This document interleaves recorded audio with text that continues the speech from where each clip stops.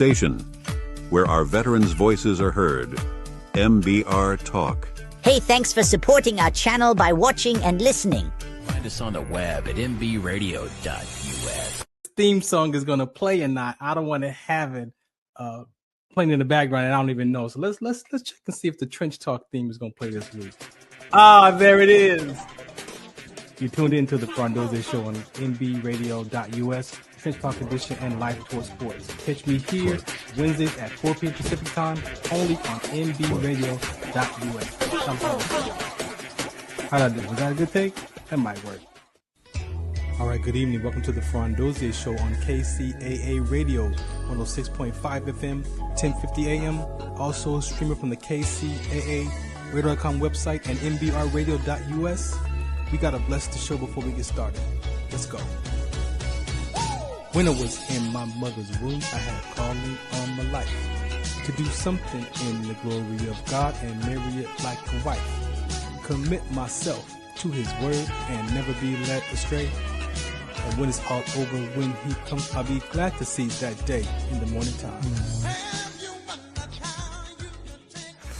All right, welcome to another episode of the Farron Dozier Show right here on the Military Broadcast Radio Network. Thank you for listening today. As always, we have a very, very impactful show for you here Wednesdays at 4 p.m. Pacific Time on the Military Broadcast Radio Network. I appreciate them for allowing me to have my talk shows, my military segments on here. Just a true blessing. Just having a good time, as you can see, I'm on KCA Radio as well. At one point of the show of the season, I was actually simulcasting both shows together at the same time. So I could just do one show one time and be done with it. However, that didn't work out as planned. So we are in the works to try to figure out how to reunite both of those shows and maybe, or just keep them separate. Again, thanks for listening in. I have some PSAs I want to play for you. But before I do that, I just want to shout out to those, again, who are participating and has been listening to the show. I thank you so much for your time. And I pray that these conversations help just kind of soften your hearts to see just what it is to be a human being, right?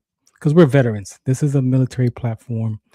We have our veteran community, the families, the loved ones, the siblings, the cousins, that veteran is connected to so many people, right? And then we have those who support veterans in their resources, the patriots who support veterans in their giving of their time, right? So there are so many things going on in the world today that supports that veteran. Now, when you look at a veteran, a person who serves in the military, we are really about maybe less than 2% of the population that serve at any given time in this country. So you got 8 billion plus people on the planet, minus the children and the young adults. So there's a small percentage of us. It's very small, 1 to 2% people actually join the military, give their life to death, and serve this country. For whatever reason, that the military is a way for them to get their life on track, to get disciplined, whatever, financially stable, whatever that is for that veteran. Sometimes it's God and country, and sometimes it's not always about God and country, right? But for what it takes for a person to give their life, right? That's not a small conversation to have. 1% of the population, right? So thank you from our brothers and sisters at arms. Again, there is so much going on. It is Mental Health Awareness Month. So we're going to touch on some of that, but I got something I want to share with you that I've been up to in my life, right? And so I have the show I'm going to play for you that we do on KCA Radio. It is called the Mailman Segment. The Mailman Segment. And that show is basically about what it is to be a man. What it is to be a male. We got to go back, though. We got to go back to childhood. What was it like growing up as a child, as a son, as a little boy, in your environment, in your culture? And if we tell the truth and really tell the truth of our experiences about life, whether you're Black, white, Asian, Caucasian, Mediterranean, whatever your background is, nationality, race, however you language it, if we really tell the truth, we're not much different. Not different at all. because we're human beings first. And that human experience is so important, but it's also so fragile that it gets fractured early, early on in life. All right. And so the next few weeks, I've got like 9 episodes that I'm going to share with you as we progress and get you caught up in this conversation of what it is to be a male man. Yes, I'm going to do some talks, but I really want you to hear these conversations of the people and how we talk and what we're sharing of what it is to be a male man. But ladies, you're not left out. In one of these episodes, you're going to see we have a veteran, female veteran, who's helping us speak from her perspective of what it is to be a female woman, right? So we don't generalize conversations. We don't think that we're going to speak for everybody. And I'm speaking for the Black community. I'm speaking for Black men. Nope. We don't do that. You get to share your experience, your perception, your perspective, your interpretation freely. It's not right or wrong, good or bad. People want to be heard sometimes. Sometimes that's just all it is, to be heard. And we're creating this space for men because we believe that the male man is responsible. He is the foundation of that family, of that relationship, the male. Now, you can discuss it how you want to discuss it or however you language it, but the male man is responsible for the foundation. You're not the roof. You're not the head of the house in this context. In this context, you're like the foundation of a house. And the foundation of a house, if you understand how important the foundation of a house is, do you know how important that is?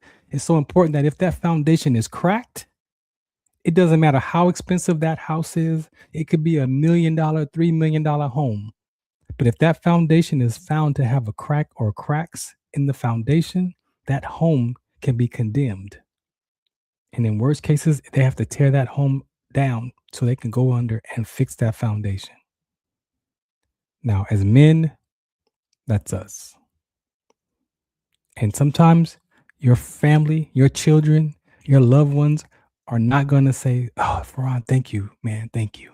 Thank you for holding the family together. Pops, thanks, Dad, for holding us together." Sometimes they're not going to say that to you. So you have to have that within yourself to know that you have done everything that you need to do.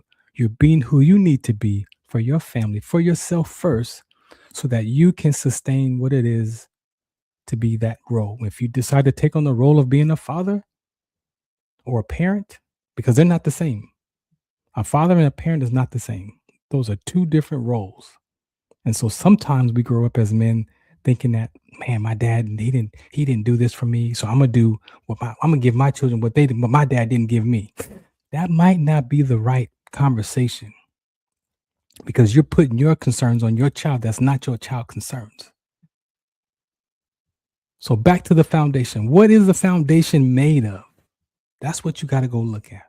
A foundation of a home is asphalt, is barbed wire. Like there's all kind of cement. There's all kind of ingredients that's designed to hold up that house as a foundation. When they drop that architect, that paperwork, blueprint, they got to figure out what capacity can this foundation hold up. They got to calculate all the bedrooms, all the furniture, all the block. Like they got to calculate all of that. How many people could live in this house? What if there's 2 families or 3 families and you got 5 bedrooms? What if you got 6 people in each bedroom? Can the foundation hold? Like they got the sink, the kitchen, the refrigerator, like they got to calculate all that in those blueprints and those documents to then know what type of foundation they need to build to hold up that house. So I'm saying us as men, what are our ingredients? What is your ingredients? Is it anger, frustration, upset, disappointment, shame, embarrassment, plus a little bit of happiness and joy and love and patience and caring and kindness mixed with a little bit of attitude and whatever? What's all that? What is that? What shows up when you're under pressure? What comes out of your heart? What are your thoughts when you're under pressure? For me, that's your ingredients. And sometimes we got to go back And we got to go back and look deep in our hearts and figure out, who am I and how did I get to be this person?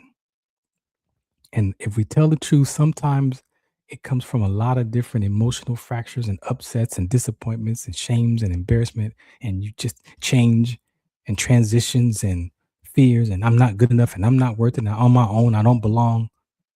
My buddy said on the show last night, no one's coming to save me. Like all of those conversations that we talk to ourselves about ourselves, that we make a decision based off of a past experience.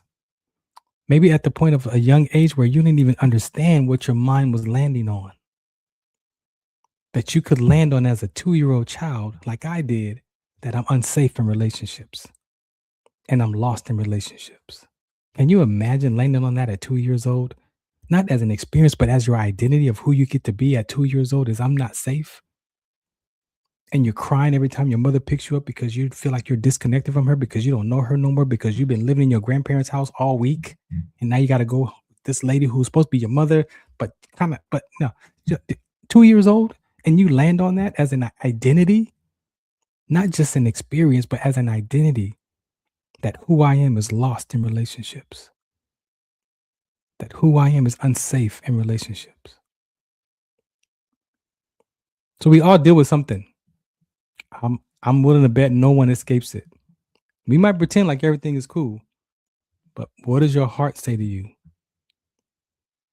When you're under pressure in life and pressure shows up, what thoughts do you have? And then how do you react to those thoughts? Because the thoughts are going to be there. We have thousands of thoughts all day long. But when you learn that you don't have to become those thoughts, that you don't have to speak those thoughts out of your mouth, that you can actually grab that thought and filter it and be like, yeah, you know what? I don't think I'm going to say that. That's not going to be, I don't think I need to say that out loud. Or not even say that, accept that about yourself as your thoughts and your mind connect together. Like, yeah, you know what, man? You better not do that, Farron, because you know you're not good enough. Why would somebody want to be a part of that? You're not even good enough for that. That's how we talk to ourselves when our mouth is closed, that voice. So if around mental health, there's so many dynamics to that label, mental health. You got to be willing to tell the truth to yourself to figure out what that is for you. So I'm going to play this episode. This is one of our first episodes with myself, Charlie, Mr. Walker, and our first guest, Jesse. Jesse is a part of our basketball team, the ABA, the American Basketball Association. We are your Inland Empire Hounds. And I just want to announce that the season is coming up. And guess what? From the year before when we picked them up at 17-3, this past year, we landed in 4th place with 14-6, lost in the playoffs. So we're coming back. We're coming back, and we want you to be a part of it. Whether you're watching us online or you're a business that participates and sponsors one of our programs or one of our platforms or one of our players, we just want to say thank you in advance. You ever been to a arena, basketball gym, the Lakers stadium, Clippers, for those of you in the IE, the 66ers, or wherever you watch this professional sports team, you see all those banners along the wall and up in the stadiums. Yeah, those are the businesses that support that team. They sponsor those teams. We're looking for that same conversation. So if you would like to be a part of the Inland Empire Hounds and sponsor our programs or our conversations that we're up to, that we're bringing to the community, guess what? Your business can be a part of us and brand with us. We'll give you social media posts. We'll give you some posts on the game day. We'll give you website presence and maybe even invite you to come and talk on the radio show for an interview and talk about your business and why you even chose to support your professional ABA basketball team, the Inland Empire Hounds. IEHounds.com and also IEHounds ABA on Instagram. I don't have that up here. I should put that. But yeah, so stay tuned for more information about the Hounds. The season starts for us in mid-October. From mid-October until February. I already got 2 games scheduled for February 27th and 28th. We're going to Nevada already. We already got them locked in Nevada. So as we build in our schedule, this coming season, IEHounds.com, check out the website. The website is doing great. In the first 6 months of the build of the website in June till December, we had over 300,000 visits to our website. And since January of 2026, over 100,000, 112,000 plus so far, last I saw, have visited our website. So those are eyeballs that will be on your business. Those are eyeballs that are watching the IE Hounds. They secretly watching. They're trying to see what we're up to. The ABA has 150 to 200 teams across the country. Our division alone has about 18 teams. So we play from San Diego to New Mexico to Arizona to Nevada to Northern California, Central California, and Palmdale. So we cover a wide area. And if at some point we want to go across the country and play teams in Chicago and Texas and so on and so forth. So as we build this platform as a contribution, not just to us, but to the community, because all of our programs are connected to this platform. The basketball is the bonus, right? What are we doing throughout the week? What are we doing with our community? Who are we mentoring in the community with our basketball players? Are our basketball players being mentored? These are grown men chasing that hoop dream. One more shot at a chance to play professional basketball. Or you got an athlete who's coming out of a college who maybe didn't make it to that level to go to college or done with college, and they still are chasing that hoop dream. The ABA is a platform where you can come and play in the ABA, get your stats, make a little change, and get seen, and maybe go overseas and play overseas if that's your wish, or play for your community and represent your community. That's the power of this ABA basketball team. All right. So thank you for that. Again, we appreciate you for tuning and listening in. I'm just going to bring up the show. I hope you enjoy this. Please listen. Please pay attention and listen. This is one of our first episode, very heartfelt.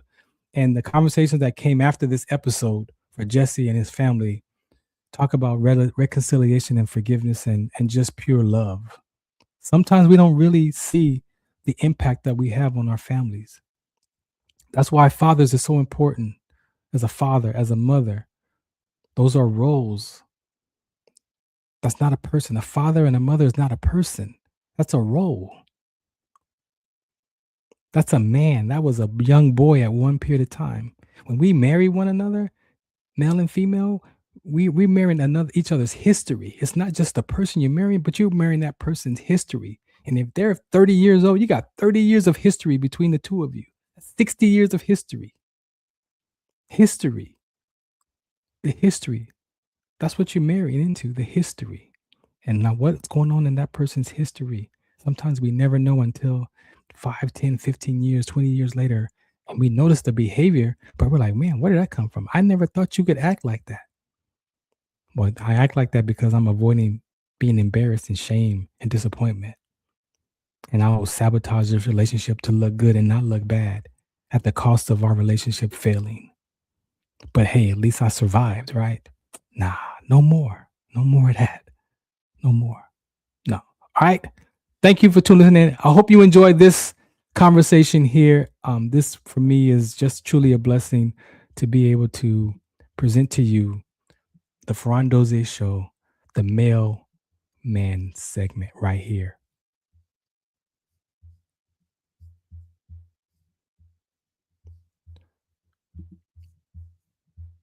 Welcome to the Farron Dozier Show on KCAA Radio, 106.5 FM, 1050 AM. Also streaming from the KCAA Radio.com website and mbrradio.us. We got to bless the show before we get started. Let's go. When I was in my mother's womb, I had a calling on my life to do something in the glory of God and marry it like a wife. Commit myself to his word and never be led astray. And when it's all over, when he comes, I'll be glad to see that day in the morning time.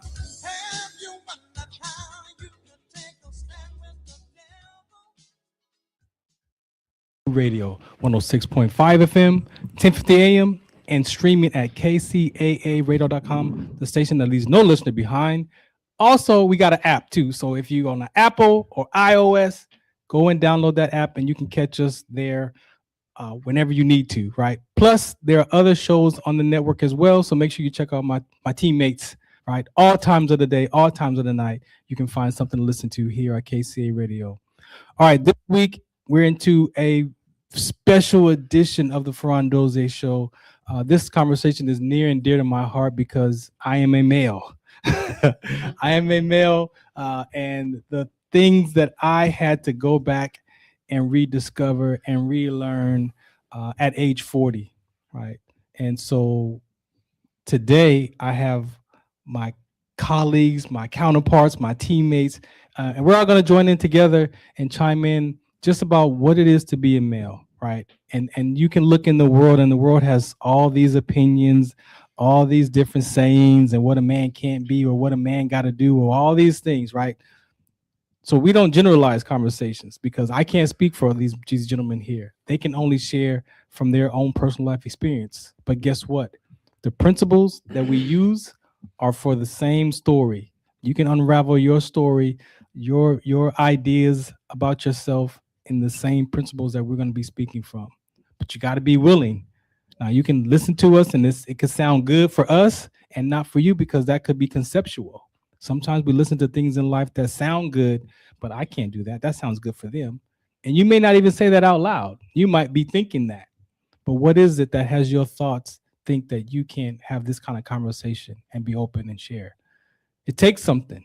It takes a level of courage that you may have, but not in the area, because this could be very uncomfortable for some of us, right? And so we're willing to put our life here on the line, put our life on the court. We're not going to sit in the stands and say, but if I was you, I would do this. If that was me, I would have did this. No, we're not going to be in the stands, and we're not going to be in the bench either, because some people live their life on the bench waiting for somebody to put them in the game of life. So we are here choosing to be on the court of life and discuss what it is to be a male. So I hope you enjoy. I hope you tune in for more of these series, because we are coming back every week, Tuesdays at 6 p.m., right? And so for those of you that are new to this hour, again, I'm Farron Dozier. I was actually on Sunday nights at 8 p.m., but we moved the show back to my original spot, which is Tuesdays at 6 p.m. So for these type of conversations. So I'm not here by myself. I'm going to introduce my guests and also the other gentlemen that are here. But before I do that, shouts out to the Inland Empire Hounds, your Inland Empire Hounds ABA professional basketball team. The regular season has come to an end, and we made it to third place in the division. So this coming weekend, looks like Sunday at 4 p.m., we are in the playoffs, competing with the number 2 team, the Mob, Mind Over Basketball. New team this season, their first season this year, came out strong. We're tied for the record for this season. They beat us first, and then we beat them. And so now we're going to see who is winner go. So winner go in the playoffs. All right. So shouts out to the Inland Empire Hounds. Make sure you go to iehounds.com. If you didn't get a chance to check us out this season, we'll be in the off season developing, getting more community relationships, building the team, building the brand, and hopefully by next season you'll catch some interest and come and hang out with us at a few games. All right. I'm gonna go from far left for me.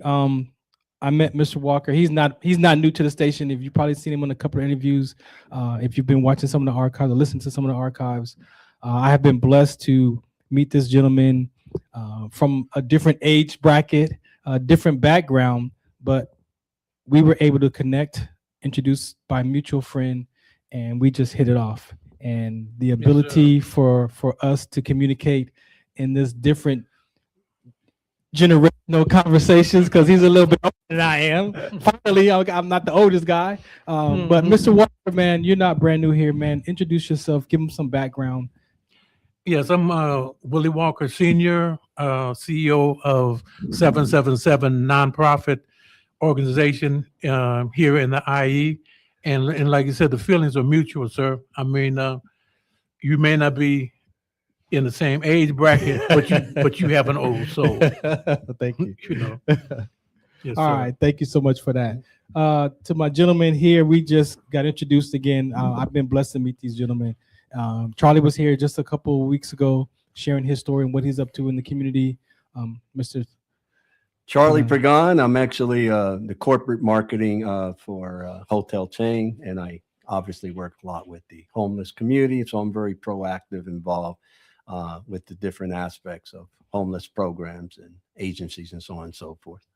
Thank you. And this next gentleman here next to me, we are not strangers. I was blessed to meet Jesse before I took over the Inland Empire Hounds last year as a company we did. Jesse was providing free tacos at every game, just about. And so I went, my other team, the Ventura County Orcas, we went to go play the Hounds, and Jesse was there with his wife, man, serving up free tacos, taking donations. And so when we took over the team, I was like, look, man, I know it's challenging, but I'm going to do the best I can to help you provide some money for these foods so that you can not take the burden on for yourself, right? So we were in the community. Shouts out to Angelica and Donovan, who helped us one of those games, the first game of the season, November 28th. And we were able to get some money together and allowed him to provide food for our players, the staff, and then the away team. That's part of the hospitality that most ABA teams provide, water and a meal, if you can, for the competing team. So, Jesse, man, introduce yourself. Don't give it all away yet. Just introduce yourself a little and let them know who you are, man. Hey, thank you, man. Thank you for having me here. My name is Jesse. I'm the owner of Crazy for Tacos. And yeah, it's just an honor to be, in collaboration and giving back to the community. Yeah, the what you said last year, that was coming out of pocket, but you know what? I learned to do it out of my heart. You know what I mean? Mm-hmm. So it's like, yeah, it is hard, but you know what? Nothing is impossible. Yeah. You know what I mean? And this collaboration right here, is gonna be successful. Yeah. You know what I mean? And once again, my wife is helping me out, Stephanie, and just like you said, I won't give it all. Yeah. It's No, just a little intro. Yeah, You know what I mean? yeah. I gotta get comfortable. Test the mic. You good. It's natural. You good. All right. We're gonna play some PSAs. This is my personal work here. Sickle cell trait awareness. I've been blessed to have an organization where we advocate for sickle cell trait in the community. I collapsed in the military. I almost died from what they call sickle cell trait exertion with rhabdomyolysis. And God allowed me to discover my what's next in that and dealing with, again, what it is, my identity. And we're going to touch on some of these conversations tonight. But for me, it was my identity. It was lost. It was trapped in that camouflage and that rank. And when that uniform was done, who was Farron? I have no idea. And so getting back on track and allowing God to, again, minister to me and show me that, no, I gave you that inherited gene in your mother's womb, right? So the military was just part of the conversation that I needed you to go through to get molded and experience all that. And now I use that experience to advocate and share, right? So we're going to play one of the PSAs here, and then we'll come back and just get right into Jesse is our special guest tonight, so he's open and willing to share his story, and then we're gonna just go through some of these conversations of what it takes or what is it for a man, like the ingredients of being a man, right? And I believe we all have some perception or interpretation or perspective of what that looks like, and we hope that you that are listening, males, females, men, women, you could be the fly on the wall. We want you to listen to, because at some point this conversation is gonna cross over into what our relationship with women, right? So women, you're not excluded, but we're speaking to the hearts of our men today. And we just thank you for listening to KCA Radio 106.5 FM, 1050 AM. Shout out to What's the Count. Do you remember studying sickle cell in biology class? What's the Count on sickle cell trait prevention is here to bring you awareness, education, and prevention conversations around the risk factors of this inherited gene. Visit wdconsct.org.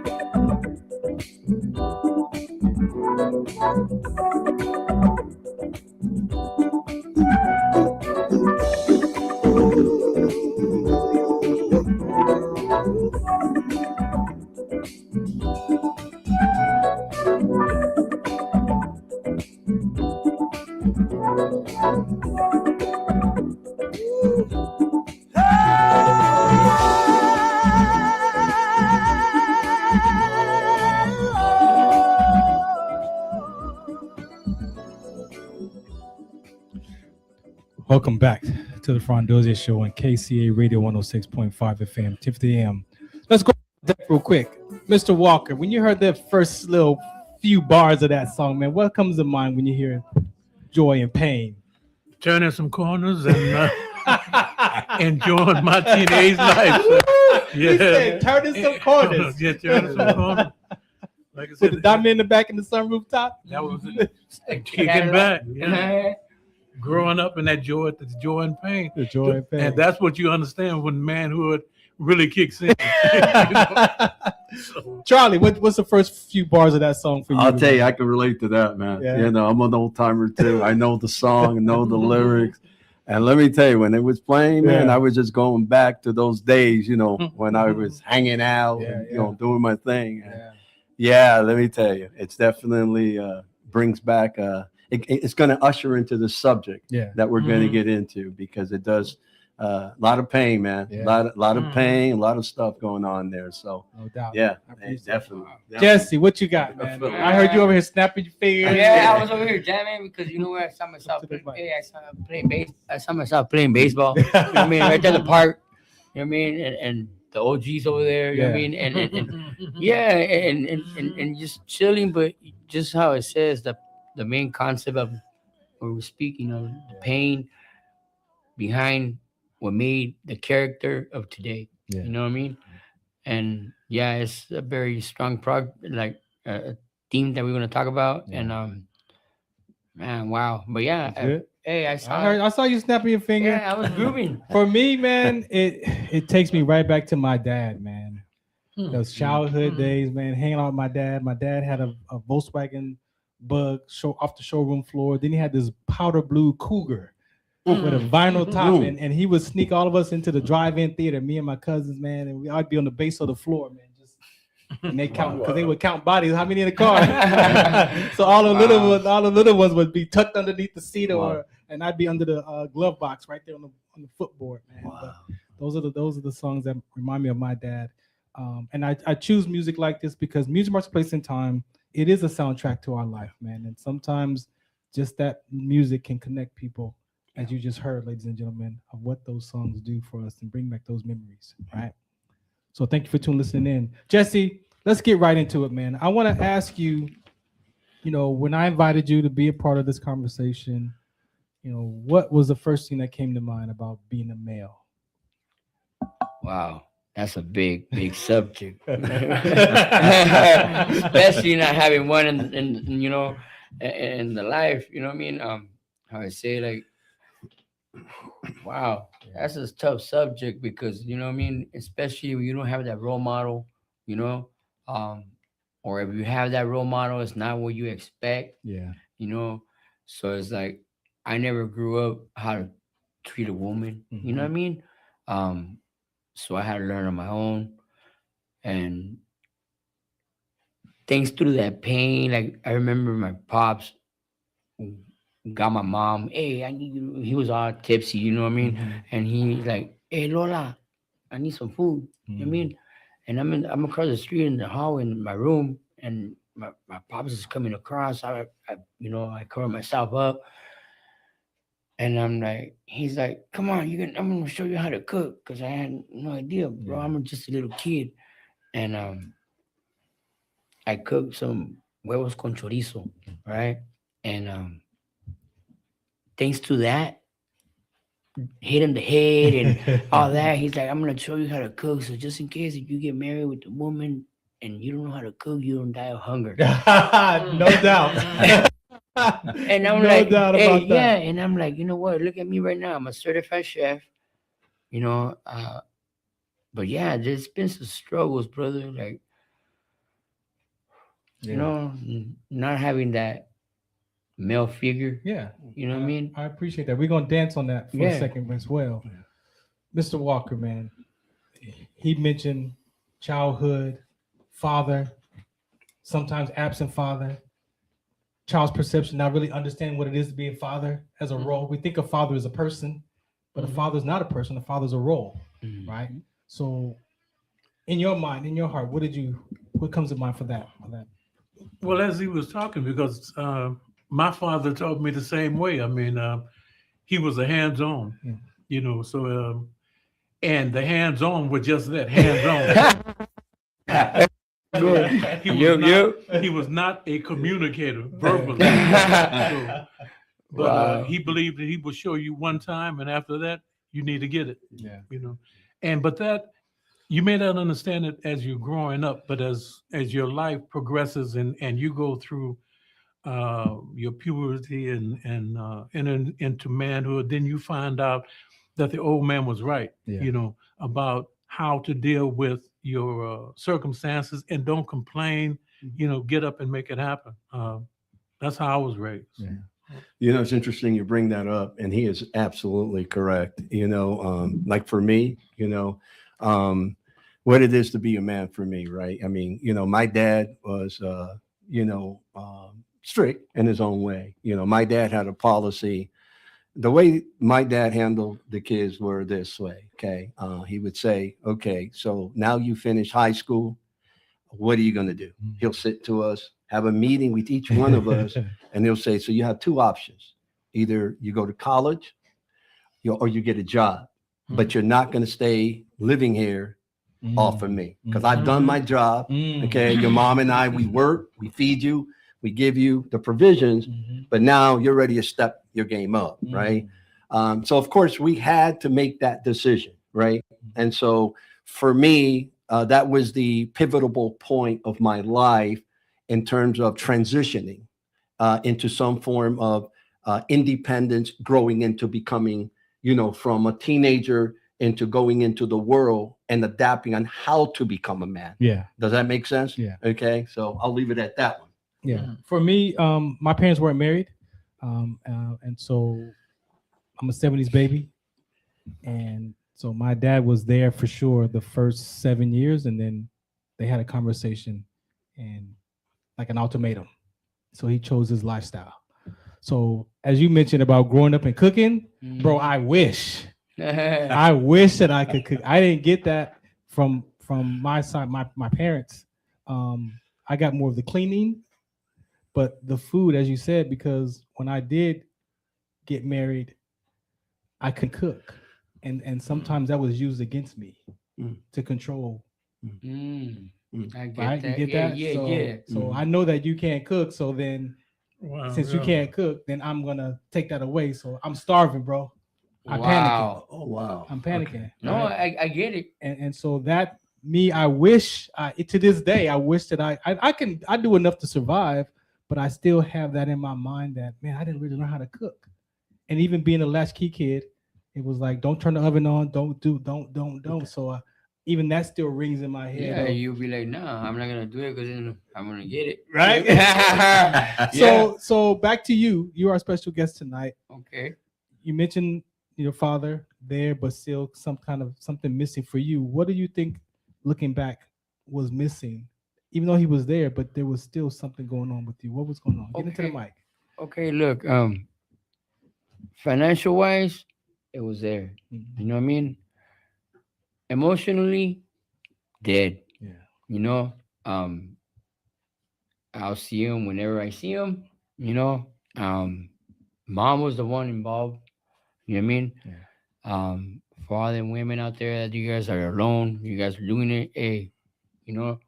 But yeah, our main focus is us. You know what I mean? Or I. You know what I mean? Yeah, it was kind of rough. You know what I mean? I'm the oldest of four. Okay. It's me, my brother Abraham, my sister Jocelyn, my sister Adali. Me and my brother were 7 years apart, and so I grew up by myself. You know what I mean? And how I said, the role model was just a role, not a model. You know what I mean? Yeah. He was my hero. I wanted to be like Dad. You know what I mean? I wanted to have the Lolos. I wanted to have the GTO. You know what I mean? And I wanted to have that drag racing. You know what I mean? I wanted to be just like him, but I wanted to get it, the other kind of way, like the easy way. And at the end of the day, it's like, come on, like, like, I'm cool, I appreciate you pointing that out, because that's really why we're here. Yeah. Is what's missing is, as far as us as men, is that emotional part of the development that our children, male, female children, need from us. Right. So he described it perfectly as we get into the ingredients of what it is to be a male. I think, Charlie, you even mentioned it too. It's like sometimes we got to give the role of a father some compassion, and not the label as the person, because what if they didn't get that from their own environment, right? So now we got to be able to peel off these layers sometimes and be like, well, man, if my dad was this way, I wonder what was life like for him. Right. But as children, we don't see that in the when you're in the midst of it, when you're dealing with it at a young age, you don't see that, because, like you said, all we want is our parents' time. We don't care about your money. They don't care about where you at, the cars. They want to know, where's mom and dad, where are you at? Because I want your time. And right? And also, just to make a point, and that's a great point. Okay, excellent point. Generation to generation, cultural and that kind of stuff. For me, I mean, I love my dad. He was a good dad. Okay, work, hard, that kind of stuff. But we were close, but then we were distant. Okay, the distance was that I desired the support part of it. When you play sports or things like that, I'd like to see your dad, kind of come and watch you play, cheer you on, that kind of stuff. My dad was a man who valued family, valued kids' work, but at the same token, he was the type of person that alienated himself, in that sense. There wasn't like an emotional detachment per se, but then at the same token, I understood where that was coming from. So, when you now become a father, right? Because, obviously I became a dad and, 2 kids. And so I know I'm going to speak from the heart, man, straight from the heart, sometimes you just say, I'm not going to do that. I'm not going to do that. I'm going to be at all my kids' games. Right. I'm going to be the first guy cheering. I'm going to be the guy if they want to kick me out because I'm cheering for my kid. Kick me out. I don't really care. Okay. And if I'm, you know what I'm saying? So there's that detachment. But then as you get older, as you're shaped and molding yourself into becoming a man, okay, because there are different variations of that, right? You got the do's and the do's. You're not going to do this, and I'm going to do that, right? So for me, it was great dad, so on and so forth, but he wasn't really there, okay? He wasn't there for me. Hell, I don't even remember if he went to my graduation. You follow where I'm coming from? So here I am at my age, 68 years old, and I can reflect back, and there's a pain, there's that, oh man, I wish. And then now that I have my son, sometimes I want to be vicariously living through him to make up for something that maybe I haven't even let go. I'm still holding on to. Thank you. Yes, Mr. Walker. Even when you're saying about on the sports thing, my father, I remember him, if he came to one game, and then later on, much later on down the road, I might add, when I was in my 30s, and where I really understood my father. And when you're saying about, I can count on one hand when I was growing up that my father told me he loved me. That was not his. That was not his thing. He told me he loved me more in my 30s, okay, in a prison setting, than he did when I was on the streets. Wow. So I can definitely identify to what you're saying, but see, what we as men hopefully come to understand is, like you said, when we have our own sons, and unfortunately I have 2 sons and 3 grandsons, that I want to be a better father. And I learned that from my father, that he can only give you what he knows. And that's why we're involved in this conversation to bring those things out on the table. And just like you said, speaking the truth. I mean, the truth is the truth. It's going to withstand the acid test and the light. And my father was a hard old man who understands nothing but get it done.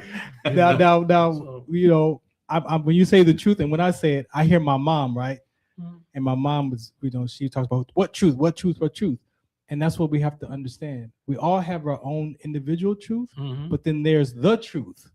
So what I had to learn was what I went through in my life, and I reflect on my dad and what I saw and how I felt and who I became and how I behave. Yeah, it's my truth, but it's not the truth. And then being able to go back to my dad and be like, hey man, you know what? I made up some stories about you that I realized that was not the truth about you. So can you please tell me, what was it like growing up in your environment? Tell me. So when I heard my dad share, I was like, well, no wonder. Well, no wonder you act like that, because you grew up in the generation of my grandfather, who was 8, 9 years old post-slavery, who hated white people. So he passed that indirectly to his children. I'm going to teach you how to be independent, so you can depend on a white man. Now that's from a child who grew up in that environment. Of course, that's what he has in him. But what he didn't see was, my grandfather didn't see was, sometimes we also plant those negative seeds at the same time by trying to protect the child from what we went through. So now my dad grows up thinking he's racist, hating white people, and has no idea 60 years till he discovered that. And he was 69 when he passed. So sometimes as fathers, the role, because we carry what our past experiences are, we try to either live through our children, or my concerns are now my child's concerns. So I don't want you to go through what I went through, but then that's not my life. And it's hard for a father or a dad when you're in the mind frame of being a protector. Anything with that, Jesse? You're enabling that person. To the mic. Yeah, you're enabling that person to develop, you know, like the interaction with them. I could piggyback on that, and also, you know, what you said right now in a prison cell, like, like I was in prison, and it's like, that would be like, hey, you don't do this, don't do that, don't do this. Hey, bro, you were in prison, bro. You came out of prison, and I had no idea who you were. You know what I mean? Because he was skinny, like, you know. And when he came out, he talked to me about God. My dad talked to me about God. I'm like, what? You know, he sent me a letter. Hey, you know what? Woo, I'm over here. I was like, okay. But hey, you were actually my role model. You were actually my you know, my God. And just how you said, you know what I mean? Like, back in the days, there was not I love you, son. Because my dad told me that. He's like, hey, I'm like, hey, I love you, Pops. I love you, Apá, te quiero.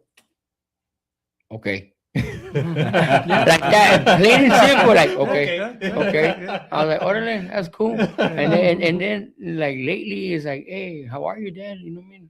I should reach out to him, you know, even though whatever we have differences. I'm like, hey, what's up, Pops? How you doing? Hey, you know, my dad will tell me, if you want to see me, you have to come look for me. I'm not gonna call you. Like the old school way. The old school way. I'm the parent. You're the child. Yeah. So I'm like, hey, Dad, why you don't pick up the phone and give me a call? You know what I mean? Like, see how I'm doing. Like, there's, you know, I had my little, you know, and I had to tell him, hey, Pops, I'm in the hospital, Pops. This happened to me. Oh, well, why are you doing that? Well, you should do that and then some. You know what I mean? Like, so, well, like how I said to all the people out there hearing now, you know what I mean? Like, I myself, I try not to enable my kids or protect them. How you said, once again, protect them from the things that I went through, or my dad went through, or my grandpa went through. Hey, I'm a new person. I am my man. I want to develop that communication, and you know what, mijo? If you make a mistake, oh well. Hey, clean your knees, get up, and keep it pushing. Because if not, you know, you're gonna end up in jail, prison, dead, whatever, or in the streets. And it's a real concern for a father. I mean? Like, that's what us as children, we don't see it. Again, perception-wise, we don't see it as a love and concern, but it becomes a space of rebellion. And that's what parents, as a father, I didn't learn till my daughters were in their late teens. I was able to make those corrections in their late teens. But then you look at the damage that had occurred up until that time. So what if you don't make that correction with your child until their 30s or 40s? Right? And then we're dealing with that. But see, just like you're saying, with that Q&A, I mean, I didn't have no Q&A Yeah. with my father. You don't Q&A. No. You don't Q&A your dad. It's just like what my brother was saying You about don't the Q&A game. your dad. I asked him when I was in my 30s, why did you come to my games? He said, man, I got to work. Right? Your games were at 2 and 3 o'clock. I have to work. Yeah. And then it kicked in that it makes sense now. But him explaining that as you were growing up, that was not his thing. He said, I'm not explaining nothing to you. You don't have no vote in here. We're not democratic. This is this is do as I say. And remember it's a generational thing, right? Like with my dad, one thing I noticed, he's a very prideful man. Okay. I mean, I shared something with you last week, right? Very, very quickly, right? I'm the only one in my family who's ever really saw my dad break down. Okay. I mean, emotionally break down. Okay. The reason why he broke down was because, and remember I told you my first bear, okay, not knowing that I already had one, I guzzled it down. He's looking at me like, are you sure you had a bear? No. Yeah, right. You know what I mean? I mean, by the time he looked, it was already gone. You know what I mean?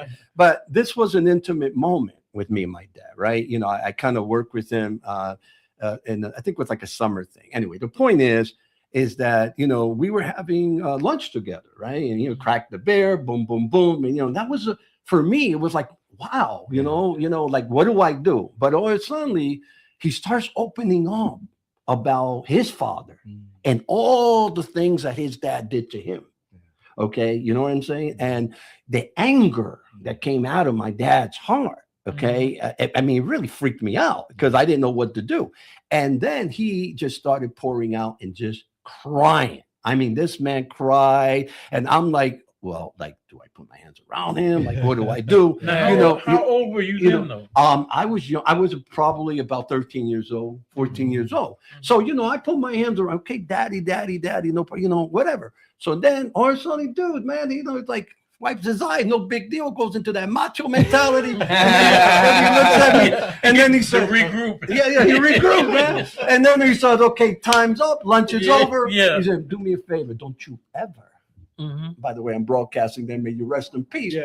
Don't you ever tell anyone what you just witnessed. Now, why do I bring that up? Because think about it, man. I was just a child. Exactly. I didn't know how to deal with that. How do you process that, right? But I learned something as a man from that. You follow me? Okay. And what I learned from that is to communicate effectively with my son, to trust enough in him. Like I always tell my son, listen, I'm your father. Okay. I mean, we're not really friends here. Okay. Yeah. Because, but I'm your dad and I love you. Yeah. But I want to be transparent with you. Yeah. Right. Because I needed that bonding, open relationship with my son so that he doesn't have to go through that suppressive process of how does he deal with that when he has his kids. Exactly. You see what I mean? Exactly. So what I did was I broke that. I broke, what do you want to call it? The generational curse, whatever you want to. Consequence. Right. The consequences of that. I said, you know what? I'm not going to do that. Yeah. Okay. So he taught me through that experience, something that later on, as I became an adult, okay, I realized I'm not going to do that. Yeah. When I have a child. Yeah. Make sense? Yeah. Thank you for that. Before we take this station identification commercial break, something that you gentlemen mentioned, the emotional state of that, right? But you hear people talk about their moral compass, right? Moral compass or morals. Okay. Now, 4 of us here, different backgrounds, different ages. I'm sure we all have different morals, right?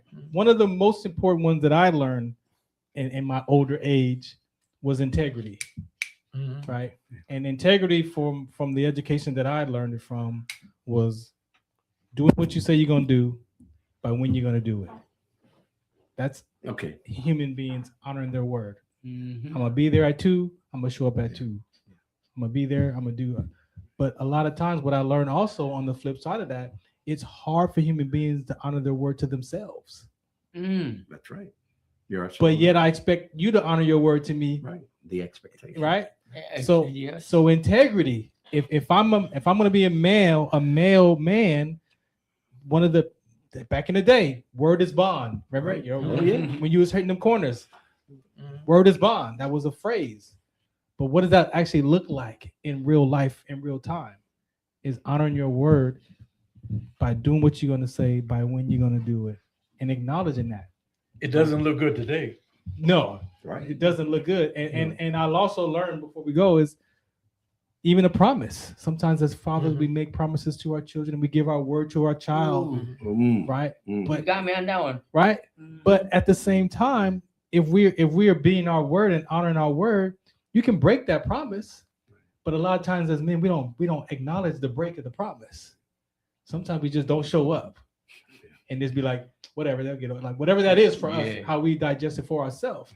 But what I learned was, now if you break that promise as a father, you also got to deal with the unforeseen consequences of breaking that promise, because it could hurt that person, it could hurt that child. So there's a lot that goes into that conversation. Well, I'm going to bring that back to you, gentlemen, after the break. But we're going to play one more PSA. This is the Farron Dozier Show, KCA Radio, 106.5 FM, 50 AM.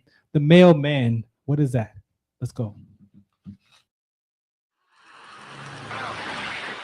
Hey, I'm Sergeant First Class Farron Dozier. I'm here at the military base, and I have the sickle cell trait. Now, why I got involved is I experienced what they call sickle cell trait exertion. And I was doing the Army physical fitness test, the 2-mile run, and when I got done, I collapsed. A lot of soldiers and athletes have been dying at football fields and running track, and the family members have no idea that they have the sickle cell trait gene or that it's a trigger. So my purpose is to mobilize the community so we can find out what's in your genes. How will life be if we could prevent another child from being born with sickle cell trait or disease? And if the child was born with the trait or disease, that the family members would have the education, awareness, and resources in every city that they lived in. So tune into our webinar series and find out what's the count.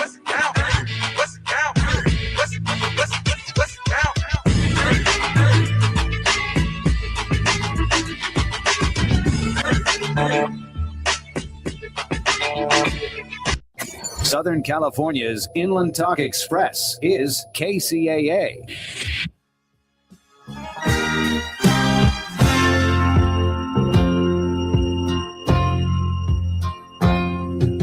I've long since retired, my son's moved away. I called him up just the other day. I said, I'd like to see you if you don't mind. He said, I'd love to, Dad, if I can find the time. You see, my new job's a hassle and the kids are the flu, but it's sure nice talking to you, Dad. It's been sure nice talking to you. And as I hung up the phone, it occurred to me, he'd grown up just like me. My boy was just like me. And the cat's in the cradle and the silver spoon, little boy blue and the man on the moon. When you're coming home, son, I don't know when, but we'll get together then, Dad. We're gonna have a good time there. When I healed with my dad, I had heard that song as a child over and over and over. But when I listened to the actual words, I was like, ooh, that hurts. Very deep, very deep. Very deep. That's Cats in the Cradle, Harry Chapin. Beautiful song as a representation of what it is to be a father who's driven, who's out to take care of their family. But that child, he goes through the ages of that child growing up, and he sees it. He sees it, but doesn't recognize it. And then now he wants to have a conversation with his son, and he's long retired now. And then he comes on the phone. The son says, "Yeah, Dad, gotta go. Kids are sick. Got the flu. Nice talking to you. Deuces." Time just flies. Time just flies. And so those that you are listening, this is why we're here to have these conversations, because as a father, if you don't clean that up early, sometimes we pass away and that child doesn't have that opportunity to heal that part of us. Right. And so when we talk about morals and integrity and all these different conversations, I'm speaking from my own life too, right? Because I had to go back when I hear with my parents. I went to my parents for forgiveness. I went to my mom and asked them to forgive me of how I treated them because I thought my truth was the truth and it wasn't. When I got their information, I was like, oh shoot, y'all was babies. I'm in my 40s trying to figure out what it is to be an adult, to be a man, and I'm mad at my dad because he was 20 years old when he had me. He was a baby too. He was a baby, right? So when we are able to self-reflect as a male, as a man, you might have to go back to those childhood points that are in your mind, like the times that you felt those fractures. Yeah, because your perception stores that. Yeah, and let me make a point, just one real quick point. On the subject, just going back a little bit about the broken promises and all that. Remember, we're speaking from the heart. Yeah. So, my son and he brought that to my attention. Okay. I remember one day he called me up and we had a disagreement. Okay. And he says, Dad, I says, sometimes you make promises. Okay. And you don't deliver on that promise. And I know that you don't intentionally do that, okay, to hurt me, right? Okay, but you need to understand, okay, that as my father, okay, there's a level of expectation that goes with you making that promise, right? And so I would suggest that you do not do that. Yeah. Okay. Bottom line. Yeah. We're gonna talk about that, how to make those corrections. Yeah. But see, it's like you said, credibility though, and you made a mention about promises. Right. See, and as you grow older, you don't want to paint yourself in a corner. Yeah. Bingo. Because when you paint yourself in a corner, how with misinformation, missing intentions. And I taught my sons, just like you said about my sons have always had that leverage with me. They could call a family meeting at any time and we would discuss. I never whooped my sons when they were growing up because whoopings did not help me. So trying to communicate and raise my sons on what comes out of your mouth is what you have to represent. That's right. But again, if I tell you no, you got one shot at me to come back with a rebuttal, right. And I'll change my mind. Yeah. This way you don't get so strict so that they feel intimidated by you, but they respect you, that line of demarcation of father and son. Right. But being able to communicate, and it's a matter of not only credibility, but holding one another as men accountable. What you just pointed to before I give it to you, Jesse, is what the Bible says is the commandment with the promise: honor your father and mother, obey your parents. Those are two different conversations. It's not that we like or love our father every day. That's not realistic. But the honor the father is how I think about my dad, what comes out of my heart about my dad, the love, the esteem, the cherish, the all of that stuff, how my thoughts are around him. And if my thoughts are, I love my dad, but he get on my nerve, what's the I get on my nerve come from? Right. Jesse, what you got, man? Okay, man, this is something like, okay, look, I was in prison and like my kids were babies, right? I left my son at 5, left my daughter at 3, went, did a little nickel piece, whatever. But every day I'll call my kids, right? I'll send them letters, whether they read it or not. I didn't care. I did time in the shoe. I'll send them all kinds of stuff. Here you go. And when I got out, they were already grown up a little bit. And I'm like, hey, mijo, you know what? I always looked out for you. I always reached out for you. Whether you got the letter or not, whether you got that, hey, how are you, mijo? I always love you. So what I'm coming down to is that they got older and they threw something in my face. Like, hey, Dad, where were you when I needed you most, Dad? Where were you when they used to tell me, you don't have a dad? Ooh. Hey, that got me, bro. That got me. And then the thing is that it's not just him, it's my daughter. You know what I mean? Coming down to this is like the promises, bro. My daughter told me, okay, all right, Dad, what, you're gonna be on your girl side? Okay, cool. I ain't gonna talk to you. she didn't talk to me, bro, and that will break me. That sent me back to use heroin. Oh, that sent me back to use, hi, how are you? Yeah, you guys gonna come see me? They were in San Diego, bro, and they went to their aunt's house, and they said, "Dad, I'm busy." Bro, that hurt me, bro, because I always reached out for my, like how you say, the integrity. Hey, Sasuke, I'm gonna do this for you. I got it.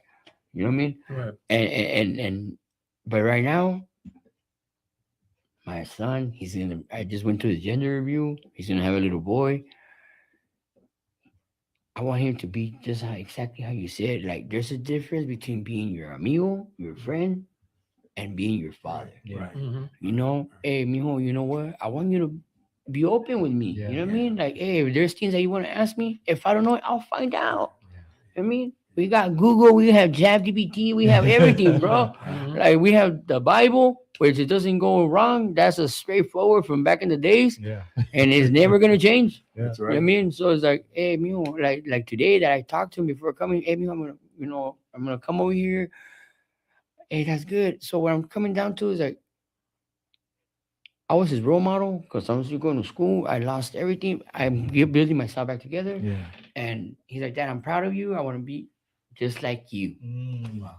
Praise God. It's awesome. But how much time did you do? I gave like 20 years to the system. 20? Well, in and out, yeah. What are they saying? Yeah. No, because the reason I asked you that is that I'm 70, will be 77. Yeah. But I did half of my life in prison. Yeah. Wow. 16 in the feds. 16 in the state, 10 in the feds. But my sons, fortunately, I had them at a later age in my 40s. Yeah. So I was able to be there with them. Yeah. Even when they were growing up, I did their homework in the visiting room. I taught them how to play chess, to communicate, and even just like I appreciate, from one corner to another, you even expressing that, because man, to say those things that hurt you, wow. Yeah. That's good growth, man. That's good.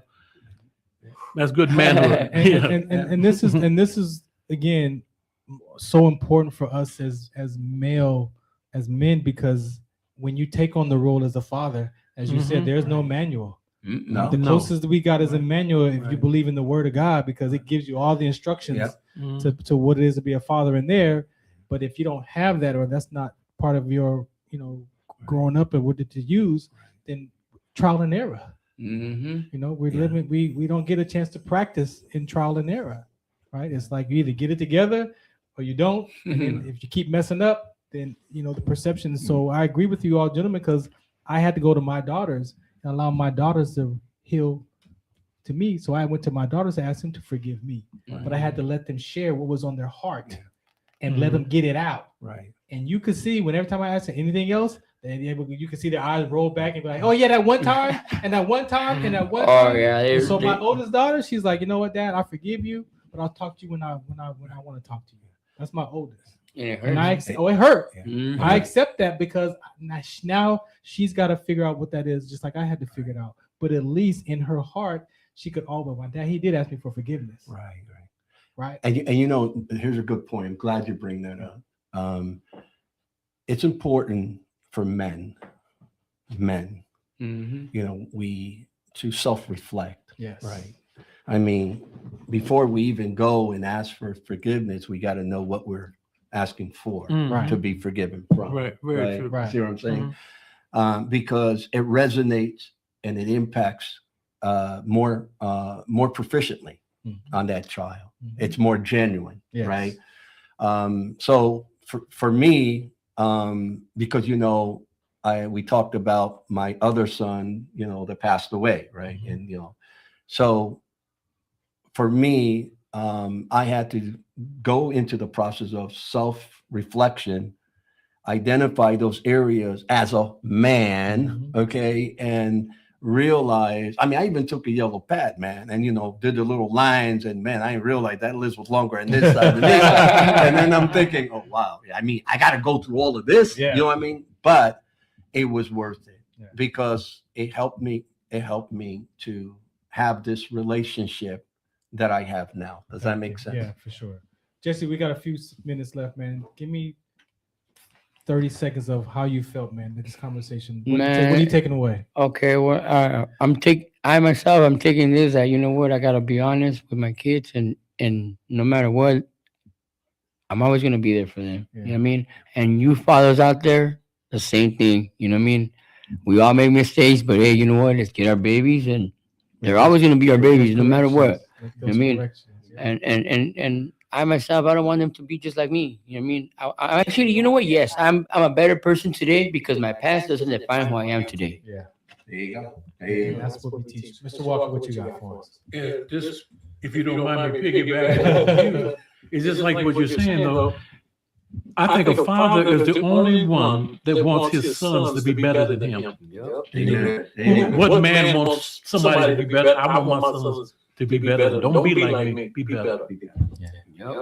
At the end of the day, as we're reflecting, it's the ingredients. You gotta be when you but what are you using to self-reflect? You can't use your own heart, because your own heart is already corrupted. Right? So you gotta find something, whether it's therapy, whether it's personal development, whether it's biblical principles. You gotta find some principles outside of your thought process to challenge your mind up against.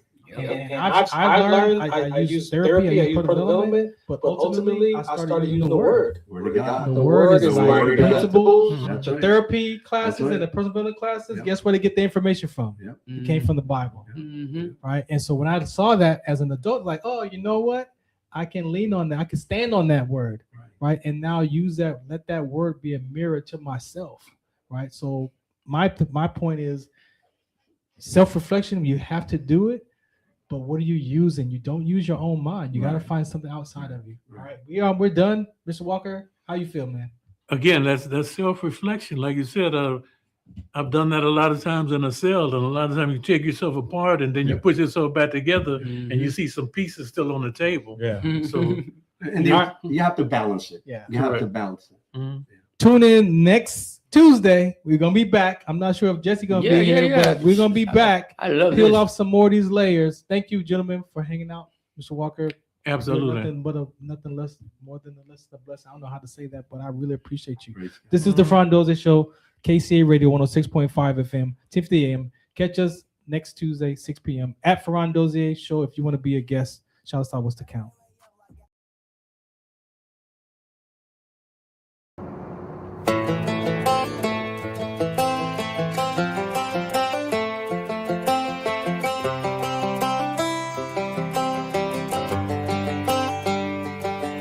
It's the guts and it's the glory. 100 stripes, 100 stories. It's the Pledge of Allegiance on the 4th of July. It's them handwritten letters from home. It's them sleepless nights alone. It's his newborn baby he left with his wife. Mr. Red, White, and Blue, lay down, here's a line. Mr. Red, White, and Blue, for these stars and stripes, hey.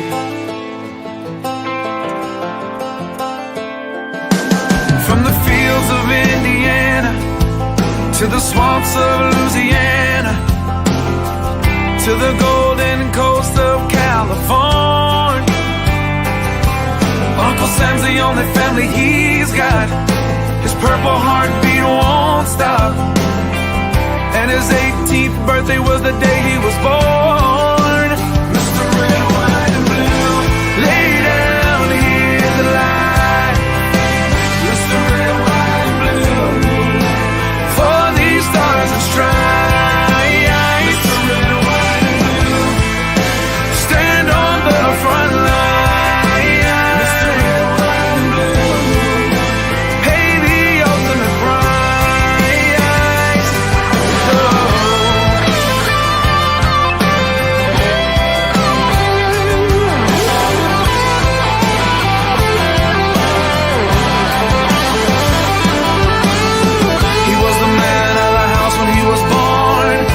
His family is proud but torn. But if you knew him, you would understand. He was raised on how to be brave, just to see the flag still wave. And then he came home with only one hand. He's Mr. Red, White, and Blue. Lay down here to lie. For these stars and stripes, staying on these front lines, he'll pay the ultimate price. Lay down his life, Mr. Red, White, and Blue. For these stars and stripes, march in line, march in line. Hey. Hey.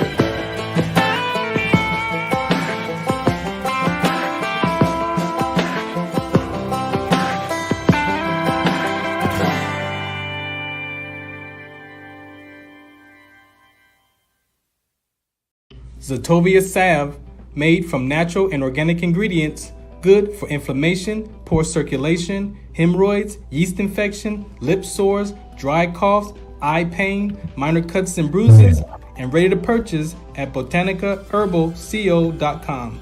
BOTANICAHERBALCO.com. botanicaherbalco.com.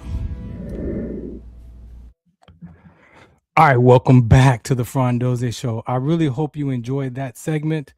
Yes, I'm on KCA Radio on Tuesdays at 6 p.m. and Wednesdays here on the Military Broadcast Radio Network Wednesdays at 4 p.m. Pacific time. Again, thank you for tuning in and listening today. So I picked Mr. Red, White, and Blue, man. That song, I don't know. It's just to reflect on my own personal career and then my brothers and sisters at arms and just what's going on in the world. And like I said, only 1%, 2% maybe of our population serve in the military, right? And so one of the things that was important for me as I've been in my healing space and dealing with all of my past and just my medical retirement, all the stuff that I'm dealing with, you know, I feel good. I feel good, right? But how do we maintain that? And ultimately, it's helping us figure out what's next. This platform that you watch us on, MBR Radio, MBR TV, I found internet radio in 2009. 2009, I found, and I had a show in 2010, a sports show. Just by having that sports show in the mindset that I was in, helped me interrupt the willingness to die. We're talking about this mental health month. Yeah. Every day is mental health month for us. And sometimes for some of us, the transition and change is fine. Some people are prepared. I met a gentleman today as I was charging my car, and he had a Navy recruiting outfit on, and I asked him, we were talking, I'm like, he's like, I got 4 more years. I'm like, you figure what you're going to do next? He's like, no. I'm like, you got to look. If you don't know what's life after the military, you got to start looking today so you can find yourself outside of yourself, outside of that camouflage, outside of that rank. That's what we get to do and who we get to be, but it's not who we are. And for some people, that transition and change is so emotional that they don't know how to function outside of that uniform. They don't know how to function outside of that structure. Yes, we walk away with duty, honor, courage, and discipline and all those selfless service. But there's a part of me that don't want to be disciplined no more. Like, I've been disciplined for 24 years. I don't want to be disciplined. I want to just not make my bed up. Sometimes I just don't make my bed up. I don't care. It's not right or wrong if you make your bed, what that means to you in your mind. And psychologically, but okay, but what else? If it's not the bed, it's something else. Meet people where they are. But for us on this platform, all these shows that you see here streaming all different days of the week and different times of the hour and the night and TikTok and Roku TV and Twitch and X and wherever you watch our shows at. Imagine that veteran, that first responder's family member, that veteran's family member who has a show on this platform is here for that 1 hour, hour and a half, 2 hours, interrupting that space. And that could be enough to save a person's life. You see that QR code up there, you can go there, scan there, support this network. They provide these services for us. If not, then who? We're going to leave it to the government? I mean, there are a community, but we see what's going on in the government system as it is already. Yes. When people say, thank you for your service, I say, thank you for paying your taxes. But if you really want to thank us for our service, there's a lot of things going on in the community. There are things that these veterans have created to give support to one another. Sometimes it's just that peer-to-peer relationship is enough. I was trained that civilians are not going to understand me at 19 years old. Embedded in my brain that you're not going to understand me if you're a civilian. You don't know what it is to put this uniform on. You don't know. But guess what? I don't understand Farron completely. So I'm not going to put the pressure on you anymore to try to understand me when I don't understand me. And the key is the relatedness. We're human beings first. Before I'm a black man, I'm a human being first. I'm a person first. The labels are destroying us. Yes, we're all from different parts of the world.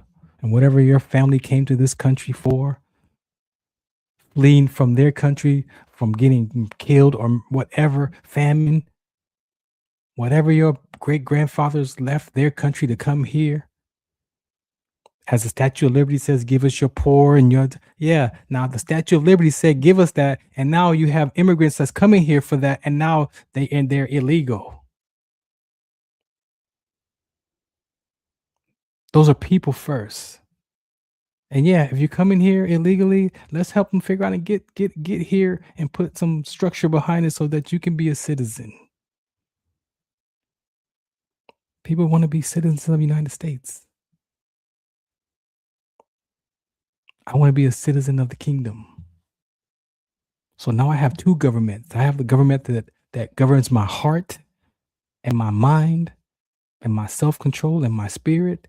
And then I have the government here that we deal with that I got to give Caesar his due and pay taxes and do all this and follow the rules. That's the part of human. That's what we're born into this world. We didn't create. No one here created any of this. This country is ran off of dead men ideas from centuries ago. And guess what? Maybe those ideas don't work. Maybe those ideas it's outdated. And it's time for a different conversation. But that different conversation comes from within you first, because how you talk about you is way more worse than probably somebody else who talks about you. Because at the end of the day, nobody's really concerned about you like you think that you are concerned about you. But that's how we think, because I know how I think about me. Then they got to see what I see about myself, which is if I told you the truth, you probably wouldn't be my friend no more. If I really told you my deepest secrets and my deepest thoughts, you probably would walk away from me and not even call me no more. That's how we talk to ourselves. So mental health, yes, that's the label. Peel that label of mental health off and figure out what is that for you?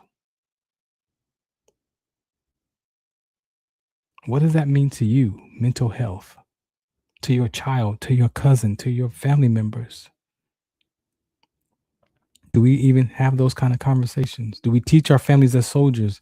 My brothers who are serving, my sisters who are serving, We get that mental health education in the military, active duty. You get that. National Guard, you get that. Please take those pamphlets to your family so they can read and educate them. So if you ever get into that state of mind where you feel lost and in despair and in self-loathing, they have something that they could gauge off of. Like, hey, what's going on with you? If you're not going to do that, then there are going to be organizations like us that's going to come into the community and educate your family members on mental health and what it is to pay attention to a soldier who could be in despair. We don't mind doing it. If you're not going to do it, then we'll do it to support you in that so that your family can pay attention.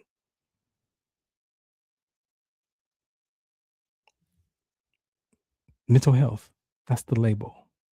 But what does it mean to you? When you look out in the world and you think about mental health, about yourself, what does that look like to you? Right? What else? Oh, it's Mother's Day weekend this coming Sunday. So I am blessed to be able to deliver. It's Youth Sunday, second Sunday at the New Earth Christian Church. However, I'm on deck to deliver the Mother's Day message for Youth Sunday. Shouts out to Pastor Larry at the New Earth Christian Church.org. You can go there. On Sundays, 10 a.m. is the service. It's online. The church is online. And so I'm in the midst of studying my message. I've been talking to the Holy Spirit, been downloading the messages and what he wants me to share on that Sunday. And so I'm working through that right now. I definitely got a couple ideas. Because I have to send in the title and the scripture, and I got to send all that in so they could create the outline for the message. So I actually did all of that, and I think I'm blessed. I'm blessed. I got to do some more studying. I have the pretty much the outline of it, but I'm gonna link you the title. The title of the message. The title of the message for Mother's Day this weekend is called Children Uplifting Mothers in 2026. Children Uplifting Mothers in 2026. The subtitle is Honor, Protection, Restoration, and Reconciliation. The subtitle is Honor, Protection, Restoration, and Reconciliation. As a son to his mother, I had to be that. But also as a mother to their children or their son or daughter, that's who she is for us. That's who our mother is for us. And if it's Mother's Day coming up and you don't have a relationship with your mother, if you have not talked to your mom and you want to talk to her and you got her phone number and you just don't know how to open up that conversation, or you wait for her to call you, you wait for your mother that she's the mother, she should call me first. Don't do that. Don't be that way. Soften your heart.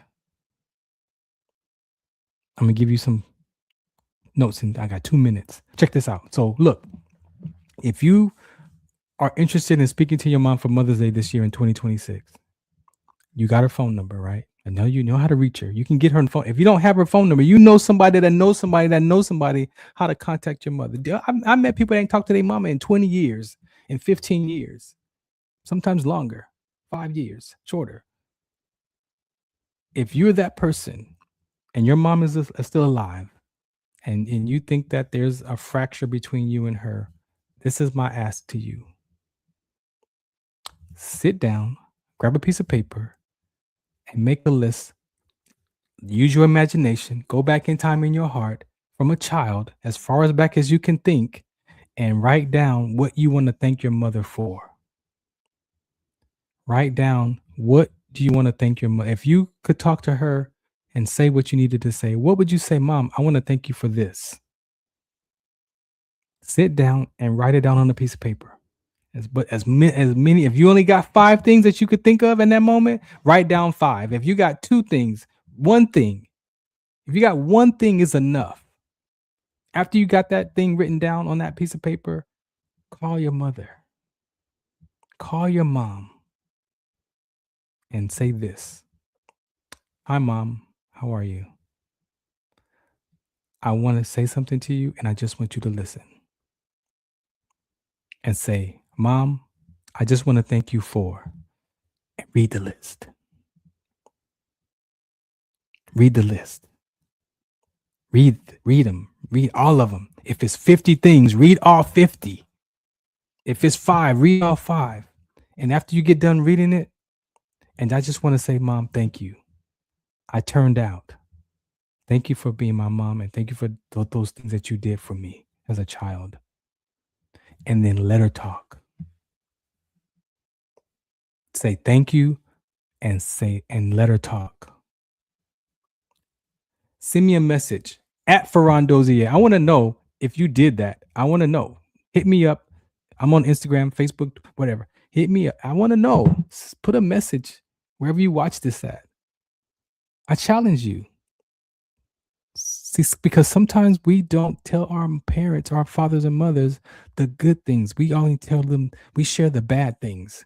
We share the upsets. Share with your father and mother the good things. So this is Mother's Day. So we're going to do that. We're going to do that for Father's Day next month. But for this month, this weekend, Mother's Day, do that for your mom. Call her and say thank you and read the notes. If it's just making spaghetti, your favorite dish as a child, say thank you. And then let her talk.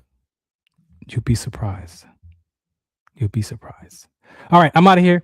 This is the Farron Dozier Show, the Farron Dozier Show, the Military Broadcast Radio Network, MBR Radio. Again, very grateful to be a part of the network here. Again, that QR code up there in the corner, make sure you support us. We thank you again. And yeah, catch us, me, KCA Radio, 106.5 FM and 10:50 AM, and also here on the Military Broadcast Radio Network on Wednesdays at 4 p.m. Pacific Time. Shout us out, what's the count? Oh, WDCONSTT.org. If you have any conversations that you have questions about sickle cell trait, that's me right there. I got one normal and one that mutates. Yeah. Did I tell you I went to Stanford University? Yeah, I went to Stanford University and did a sickle cell conversation. It was designed about sickle cell as complete, as a whole, about bone marrow registry. It's important, blood donations, and just the importance of the knowledge and awareness and education about sickle cell trait and prevention conversations of sickle cell and sickle cell trait. All right, I'm out of here. Let me get out of here. I appreciate y'all for listening in. The Farron Dozier Show on the Military Broadcast Radio Network. Shout us out, what's the count?